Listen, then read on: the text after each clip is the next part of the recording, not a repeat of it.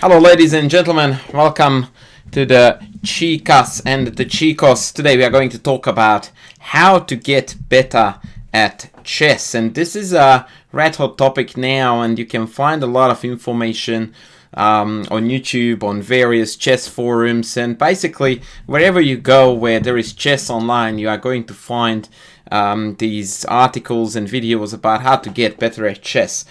First and foremost, before I get into what I consider to be important pieces of information and things to consider, I would like to stress that it's very important that you have the drive to get better at chess, because in my opinion it's totally okay to not want to get better at chess and just play chess for the fun of it. So it's very important that we make a distinction between a large bunch of people who would like to grow and reach their full potential, and an equally probably large number of people who love to hop online, play a couple of blitz games, have fun, log off, and get on with their lives. So it's very important that you actually locate yourself in this food chain on one side or the other, and quite frankly there is not really an in-between, or if there was, then it would be a very narrow and tiny little segment where you like playing and you don't mind if you get better. So it doesn't really make sense to me. You either do or you don't.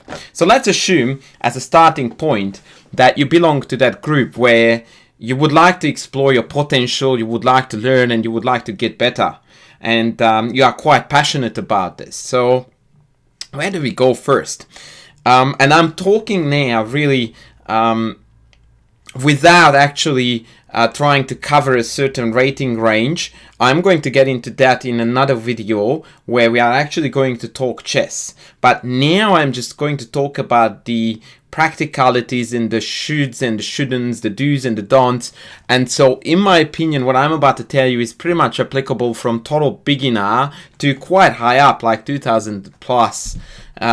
So this is going to be a rather generic approach. So let's start out with, do I need a coach? It's a very tricky question, because some believe that you can be an improver and a developer by yourself, and it's definitely doable. My general answer to this question is that if you can afford one, and if you manage to find a good one, which is, by the way, very hard for you to judge, so I guess the best way to explore that is if you ask others, or if you go to reputable coaches that have some kind of a portfolio or reputation, or there are lots of ways to check this really. It's a little bit tricky for me to talk about it because I'm a chess coach and I don't want to sound like I'm trying to build my own cases. So long story short, if you can afford a reliable, good chess coach, they can definitely accelerate. I'm not saying they will, but there is a very strong potential that they can accelerate your learning incredibly quickly compared to not having one. And once again, it's very important that we clarify that I'm not guaranteeing anything. I'm just saying that this is a very solid chance that if you have a good coach, they are going to give you a boost very quickly, and it will be very, very noticeable. And even if they don't, it's very likely that they will set you on the right path. So a coach is very, very handy. It's definitely not the only thing that is going to allow you to improve rapidly, but it's one thing that I think in general is a good idea. I mean, imagine you have never done maths in your life. You want to understand fractions of all things, right? Now, if you have got a very good idea about, learning and be able to consume whatever it is, you're likely that you will eventually understand fractions by yourself. Now, imagine you have got a maths teacher to guide you on the way. Yep, go figure which one is going to more likely succeed. So that's about coaching, but I will get back to that at various points. Now, I have made a video about chess books. In my opinion, chess books are a beautiful tool to learning. It's a very fun way. Almost everything in life, if you explore that through learning, through reading, then you are more than likely having fun and learning at the same time without actually noticing it. You will find that kids learn a lot from reading. And if you have your own child, you will find that they surprise you with knowledge they possess, which they either acquired via reading books or listening to certain videos. So there is a great deal of learning that can be acquired by reading chess books. Now, I don't want to get into what to read here because I have made a video for various rating ranges, tier levels, so check it out. It's in my playlist. Those are the books I recommend. Now, I also talked there about how to read chess books, so be sure to read both of the, watch both of those videos, because in the second video, I actually do talk you through about what I consider to be the best approach to reading chess books. And for that reason, again, I'm not going to repeat myself. Please refer to that video. It's going to be in the description below. Now here, I would like to move on to the technicalities of online chess. The world of chess has moved very, very dramatically and drastically from over the board to online chess for two reasons. One is because it's extremely easily accessible. So you don't even need an opponent, you don't even need a chessboard, all you need is a device, and today everybody has a device. And two, COVID has caused a lot of chess players to simply have to find a different means because they couldn't play in their clubs, in their competitions, yada yada yada yada. So everything is happening online.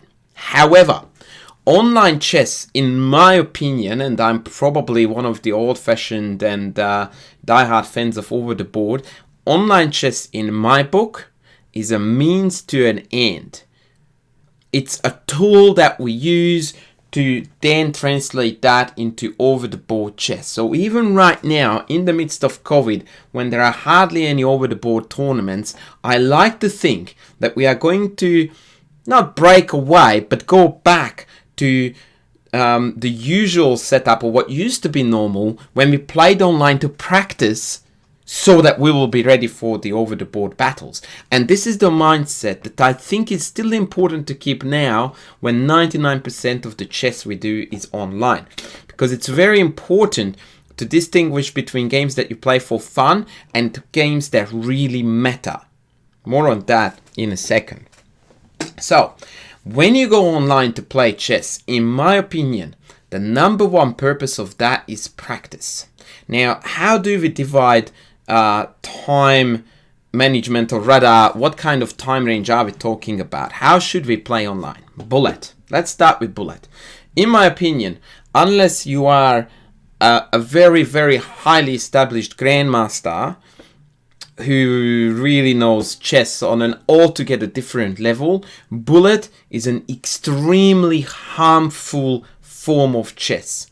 It's really addictive. It's really fun. I'm not gonna deny that. I love it too. It's fun, it's addictive, it's bad for your chess. So the first thing that you must drop if you want to get better at chess is bullet. Forget about it. Just trust me on this one, it does nothing for your chess. And to prove that point, just go through a game, any game from any chess book that is analyzed from move 1 to the last. Play through the variations that the author offers you as alternatives, and then think about the depth of that game, the thought process that the players had, the depth of variations, and then think about how much of that could you see in a 1 minute game. And then you realize that when you play bullet, you're not even scratching the surface, not even close to that, of what's going on and of what you could do. Forget about bullet. Blitz. Blitz is another very important aspect of learning in our chess life. In my opinion, blitz should be taking up about 10% of what you do online, maybe 20 at the absolute most. And blitz must have a purpose while you are playing it, because blitz is still an extremely short time control that doesn't allow you to actually utilize your chess knowledge. It's not enough. Like, you can argue it, like it or not, but this is the fact of the matter is that 3 minutes with 2 seconds increments, 5 minutes is not even remotely close to produce quality thoughts. I mean, think about it. Top-end grandmasters spend 20 minutes, half an hour on a single move in a proper time control tournament. We're talking about top grandmasters whose thought process, whose pattern recognition is much faster, much better than the level we are talking about. And they spend 10, 20, 30 minutes on a single move. And we're talking about 5 minutes for a whole game. And yet, Blitz has a very important part in getting better at chess, and that is to practice your openings. So when you sit down to play chess, in my opinion, the ultimate mindset is I will play a game, I will practice the openings that I learned or what I'm trying to learn or what I am willing to practice. And so you play a game, you get through it, whatever the result, you're done, you stop. And in fact, this is something that I recommend you do with every single online game. And this is the mindset that 99.9% of chess players don't do. Anytime you play a game, you must stop, no rematch, no nothing. Or if you really want to play a sequence of games, then potentially it's okay to get rematch. But when that sequence of games that you agreed on playing is over, you must stop, go back to the beginning and reflect. But ideally, play 1 or 2 at the most and then stop, break, time to learn. And then you look up the game, or rather you go through the game again, and you see if you actually performed what you were meant to do based on your opening repertoire well enough. At which point did you get out of book? Was it that your opponent played a doozy, or was it that you forgot your openings? Look up your opening files. If you don't have opening files, there is Chessable, an amazing, absolutely breathtaking source, freely available to everyone. So you played the game where your opponent played the King's Indian. You have learned, because you have got a decent chess coach, against the King's Indian, the Petrosian variation. Right. Your opponent in this position played Queen E8. And you didn't know what to do. Now that's totally okay, because the mainline variation is A5. Now if you don't have a coach and you don't have any assistance, you press the book and you are going to find that other than A5, people played Knight A6, Knight B7, Knight H5, play yada yada yada yada, and Queen E8 was actually played in like 7 games. And it's the 10th least popular move. Now, when it's that early, it's almost a guarantee that that's a fairly sizable doozy. Now, if you're not sure what to do... Ooh, I'm not showing you this too well, am I? Yeah, let's go full window. So, yeah, sorry, I will go back to Queen E8 so that you can see here on the list. It's down there. And then you go through some master games that may have been played with Queen E8. There are some here to understand the concepts. If there are no master games for that particular move, it's an instant indication that it wasn't really that great. Now, if you still need guidance because you played something that you didn't think was right, you can then check on the engine to see what it recommends. But again, sorting this out with the coach is probably better. So, long story short, play a game, deep breath, let's see what we can learn. Because just playing Blitz, and then play 10 games and okay, that's my Blitz for the week and you are done, then that was a total waste of time. You didn't learn anything, you didn't utilize the time, it was just totally wasted, apart from the fact that we had fun. But once again, this video is made for those who wish to improve. So your Blitz games are designed to improve mostly your openings. So you play the game, you recognize which point you are out of book, you look up what you should have done. Because ideally that way you are always expanding your knowledge and extending of how far you can go when you are in book, or if out of book you know what to do. It's a brilliant thing. Now, what to do with the remaining 80%? That's where you play proper time control games. The absolute least I recommend is 10-10, preferably 15-10. That's where there is time for creative thought. That's where you can actually spend some quality time on moves, ideas, exploring strategies, and the likes. Again, the concept is the same. You play the game, you stop, you reflect. And again here, I would like to refer back to another video I have made about how to use the engine.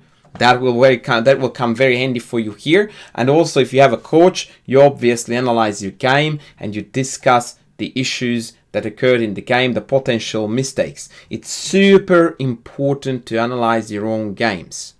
That is the ultimate way to improve. The epitome and the greatest testament to that is Alex Yermolinsky, a brilliant player and a brilliant chess coach who went to a 2300 a regular player to grandmaster by mastering the art of analyzing his own games.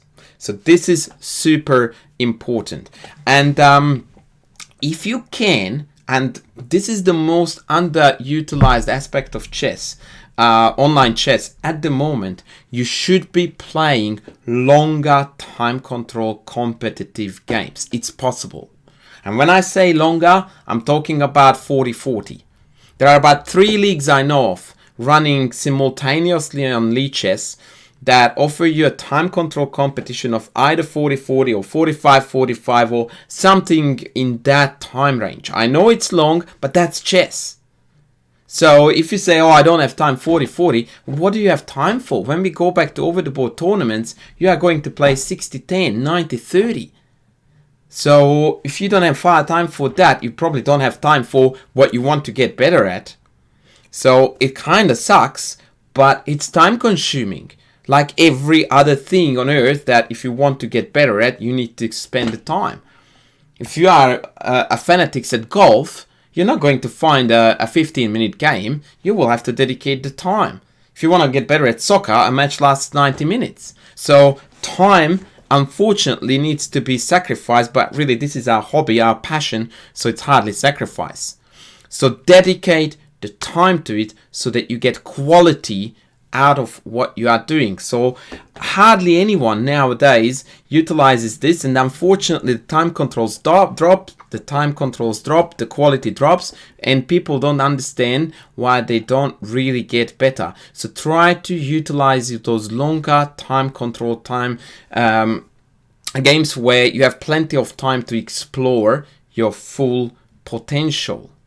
And then we're still talking about the online chess. I very highly recommend you to spend some time on various tactical resources. Once again, the new Lichess tactics platform is absolutely breathtakingly awesome. So I really highly recommend you that when you are doing puzzles, that is a very good one to go to.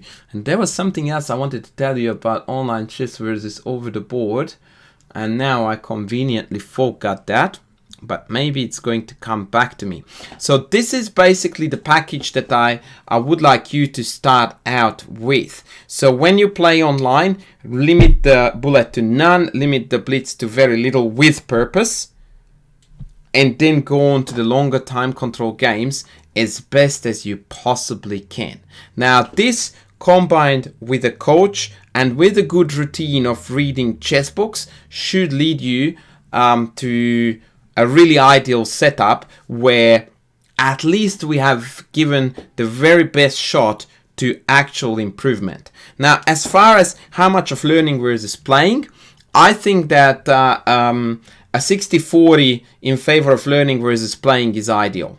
So if you have got 3 hours for chess, for argument's sake, in an ideal world, I would spend at least an hour on a book, or actually rather a variety of books, a little bit of time on openings, a little bit of time on endings, preferably an hour session with a coach, and if you have got another hour left, then maybe try to play 2 15-10 games. That is a good distribution of time. Or if you have already got a set of games played, then you can analyze those games. You can discuss openings related to that.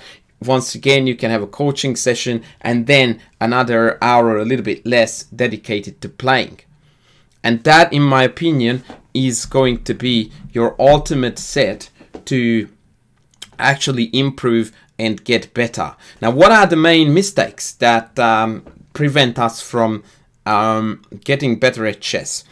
In my opinion, one of the greatest one that probably the largest number of people fall into as a pitfall, is repeatedly playing without any reflection at all. Or still the same category, plays a game, checks with the engine, that's where I went wrong, I should have played that, and moves on to the next game. So there is no depth, there is no learning.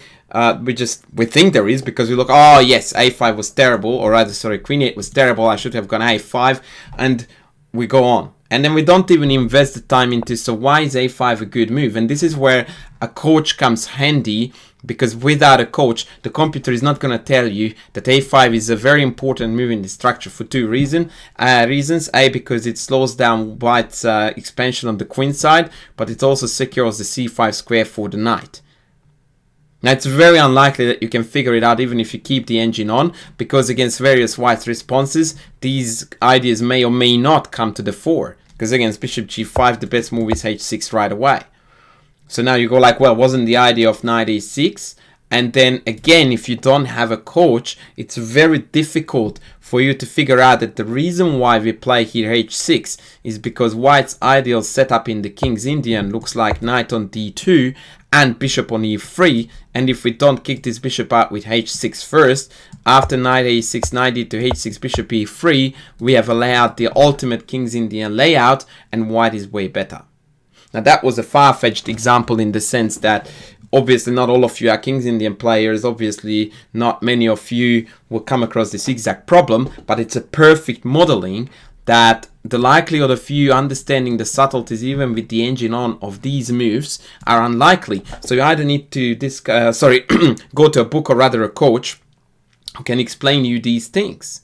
And again, I would like to go back to the repeated mistakes that you go like, okay, so I should have played here a5, and you play the next game. Now, if you don't figure out what I just said about the subtleties of a5 and then h6, what are your chances of learning? What are your chances of getting better? You applied the correct move without having any clue why that was better. That's essentially no learning whatsoever. So this is my current package for you to get better at chess. So once again, please understand that you need to dedicate a fair bit of time to learning, to reading books, potentially to spend time with a coach. Almost everyone is guilty of playing too much at the expense of learning too little. Understand that every game you play is a learning material. So back-to-back games without pausing, reflecting, almost inevitably is going to lead to no learning whatsoever. So if your goal is to get better, which is why you're watching this video, then you can't afford playing a game and not reflect on it. Also, back-to-back games often have an undesired side effect, which can be tilt, or even if you are on the roll and you keep on winning, you don't realize that you are only winning because you are playing against inferior opposition and there is very little room for learning. Actually, here's another thing. Almost always, and I say it to my students all the time, and it actually doesn't happen as much as I like it, almost always play up. It doesn't matter what your rating is. My recommendation for you, and in this regard, online chess actually favors your chances of achieving this than over the board. Aim for playing down 50 rating points and aim for playing up 200. So to put it in numbers, if you are an 1100 player, you shouldn't be playing anyone who is lower rated than 1050, ideally. And you should aim to play up a little. So if you are 1100, you should be playing 1200, 1250, even reach up to 1300. Because you will be pushed, you will be challenged, you will face problems. And so that again paves the way for your improvement. If you are an 1100 player and if you are playing a 900 rated player, the likelihood that you are facing tough moves, tough ideas, challenges is far less likely. So this is another thing that I forgot to actually talk about earlier in this video. It's super important that when you play, try to play up almost every single game if you can help it. Because that's the way you are going to learn. That you face good moves, you recognize good moves, and you start learning how to respond to good moves. So time distribution has been discussed, playing schedule discussed, the concept of playing up has been discussed, coaching has been discussed. The books I have covered already in another video, using of the engine I have covered in another video. So I feel that I have painted a fairly comprehensive outline of what to do, and now in our next video I'm actually going to divide it up into rating ranges, and I will tell you exactly what to focus on and how to proceed from here on out. So best of luck with your chess. Try to follow these guidelines as best as you can, especially if you agree with them. I'm very happy to debate or discuss any of these propositions in the chat, and we are going to move here onto the exacts when I'm going to offer various things to do for various rating levels. Good luck with your chess. Thanks for watching.